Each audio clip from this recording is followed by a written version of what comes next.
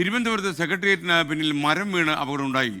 ഇരുചക്ര വാഹനത്തിന് മുകളിലേക്കാണ് മരം വീണത്. സ്കൂട്ടറിൽ യാത്ര ചെയ്തിരുന്ന യുവതി അത്ഭുതകരമായി രക്ഷപ്പെട്ടുവെന്നും ഞങ്ങൾ തിരുവനന്തപുരം ബ്യൂറോ റിപ്പോർട്ട് ചെയ്യുന്നത്. വിനീഷ് കുമാർ ചേരുകയാണ്.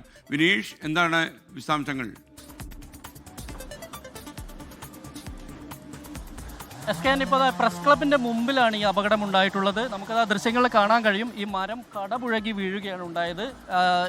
ഇതിൽ യാത്ര ചെയ്തിരുന്ന ഒരാൾക്ക് പരിക്കേറ്റു എന്നുള്ളതാണ് ഇപ്പോൾ നമുക്ക് ലഭ്യമാവുന്ന വിവരം. അല്പസമയം മുമ്പായിരുന്നു മരം കടപുഴകി അങ്ങനെ വീണത്. ആ പരിസരത്തുള്ള ഒരു ക്യാൻറ്റീനുണ്ട്, അതിനൊരു ഭാഗികമായി തകർന്നത് നമുക്ക് കാണാൻ കഴിയുന്നുണ്ട്. അതിൻ്റെ തൊട്ടിപ്പുറത്ത് ഇൻഫർമേഷൻ ആൻഡ് പബ്ലിക് റിലേഷൻസിൻ്റെ ഓഫീസുണ്ട്, അതിനോട് ചേർന്നിട്ടാണ് ഈ മരം വീണത്.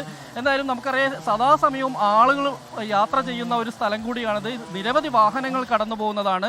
ഭാഗ്യം കൊണ്ട് മാത്രമാണ് വാഹനങ്ങളൊന്നും ആ സമയങ്ങളിൽ വളരെ കുറവായിരുന്നു വാഹനങ്ങൾ. ഇത് അല്പസമയം മുമ്പ് ഇത് കടപുഴകി വീഴുന്ന സമയത്ത് വാഹനങ്ങൾ വളരെ കുറവായിരുന്നു.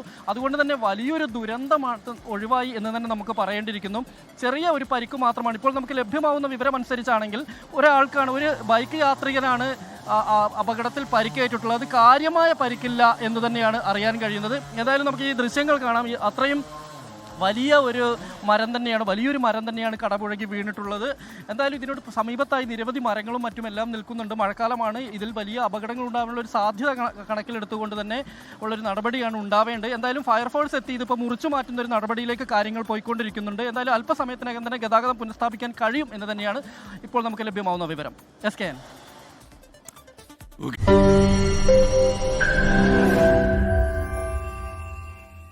ലോകത്തെവിടെയായാലും ഏത് സമയത്തും 24 വാർത്തകളും ഓഗ്മെന്റഡ് റിയാലിറ്റി പാക്കേജുകളും എക്സ്പ്ലെയിനറുകളും വിശദമായി കാണാൻ ഞങ്ങളുടെ യൂട്യൂബ് ചാനൽ നിങ്ങൾക്ക് സബ്സ്ക്രൈബ് ചെയ്യാം.